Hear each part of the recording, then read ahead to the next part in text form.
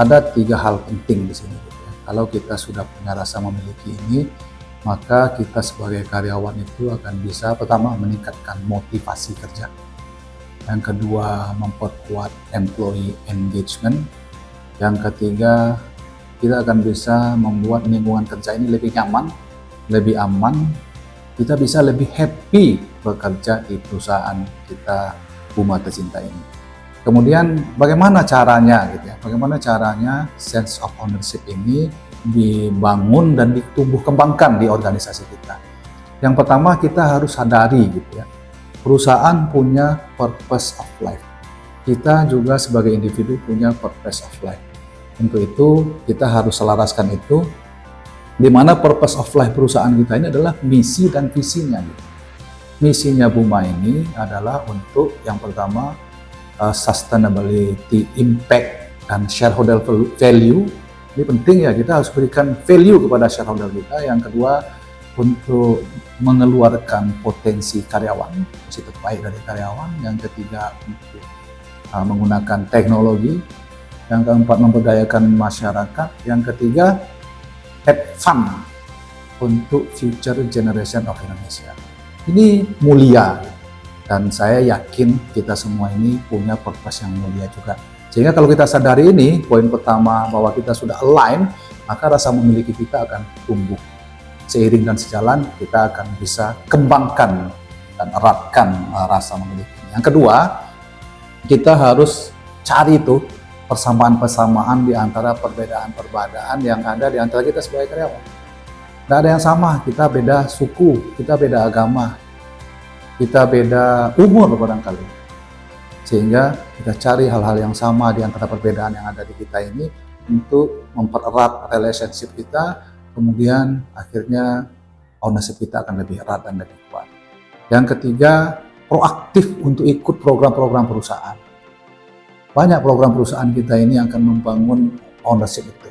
Salah satunya 3B gitu ya. Nah, kalau kita bisa ikut nih dengan riang, dengan sungguh-sungguh, dengan keinginan yang kuat, kita banyak dapat informasi, kita dapat banyak relasi, bincang-bincang, ngobrol-ngobrol dan segala macam, update mengenai kondisi perusahaan, sehingga ini akan membuat ownership kita juga semakin lebih erat dan lebih kuat.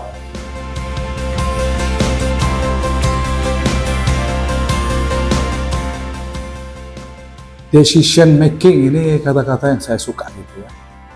Sebagai seorang leader, dan kita semua ini adalah leader, kita adalah pemimpin, decision making ini sangat penting. Ada 3 poin juga dari pengambilan keputusan ini. Yang pertama, kalau kita berani dan cepat ambil keputusan, realisasinya akan cepat. Apa yang kita inginkan maupun tim inginkan bisa cepat terrealisasi. Yang kedua, kita bisa membangun lingkungan kerja yang tidak genting, menghindari kegentingan bahasanya. Apa kegentingan itu? Urgent dan important. Important dan urgent. Segera, penting. Ini penting nih kerjaannya ini. Harus segera dilaksanakan, dikerjakan. Itu namanya genting. Apa yang seharusnya kita bangun? Yang penting saja tapi tidak segera. Kita bisa lakukan itu dengan santai, tenggat waktunya nggak mendesak, dan kreativitas inisiatif biasanya akan lebih mudah untuk dimunculkan. Yang ketiga, pengambilan keputusan ini akan membuat kita sebagai leader ini bisa show your commitment.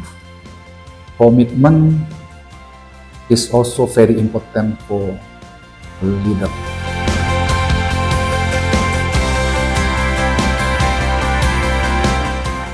Keputusan yang diambil kalau tim terlibat itu namanya buy-in.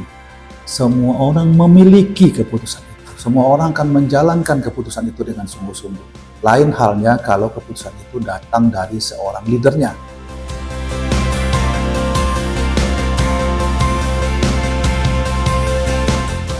Saya berulang kali mungkin menyampaikan ini, Puma perusahaan yang besar. Bahkan sudah sampai punya anak usaha di Australia. Kita punya kesempatan untuk berpikir lebih luas lagi, bahkan kita bisa kesempatan untuk bekerja di Australia juga, di luar negeri. Para pemilik perusahaan, para pemimpin di perusahaan ini juga tidak membatasi ruang gerak kita sebagai karyawan. Kita dibebaskan untuk berkreasi, untuk membangun ownership yang lebih kuat. Seperti yang disampaikan oleh Buya Hamka, tugas kita ini bukanlah untuk berhasil. Tugas kita ini untuk mencoba. Karena dengan mencoba itulah kita akan tahu bagaimana caranya untuk berhasil.